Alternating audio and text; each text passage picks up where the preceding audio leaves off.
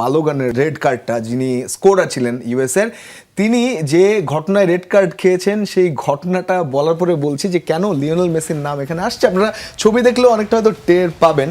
Balogun যখন আসলে 60 up ঠিক যেভাবে প্রেস করলেন বসনিয়ার ফুটবলারের পায়ে, এই ছবিটার পরে স্বাভাবিকভাবে পরের ফ্রেমগুলো দেখলে আমরা বুঝবো যে একেবারে টোতে পরবর্তীতে আরও একেবারে নিচের দিকেও প্রেসটা হয়েছে, পাটা বেঁকেই গিয়েছিল দেখুন।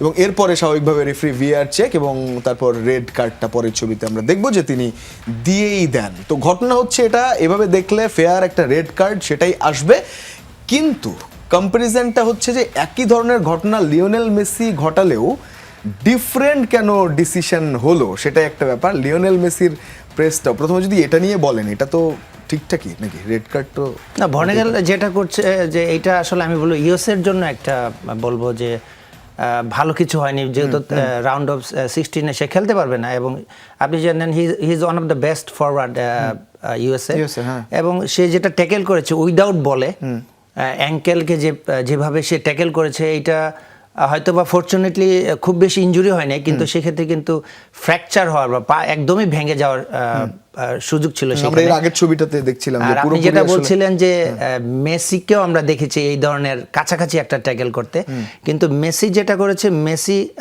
তার ট্যাকেলটা একটু উপরের দিকে ছিল, কাপ মাসেলের দিকে। মেসির ছবিটা দেখি আমরা, হ্যাঁ তাহলে বুঝবো। এই যে একটা একটু উপরেই ছিল, ওই যে উপরে। হ্যাঁ, সো মেসি, আমরা যে ছবিটা দেখতে পাচ্ছি, মেসির ট্যাকেলটা কিন্তু ঠিক অ্যাঙ্কেলে ছিল না, এবং কিছুটা কাপ মাসেলের দিকে ছিল। এবং মেসি যখন পাচ্ছিল না, সে হয়তো বা ট্যাকেল করেছে, কিন্তু at the same time Messi কিন্তু পাটা টেনেও নিয়েছিল।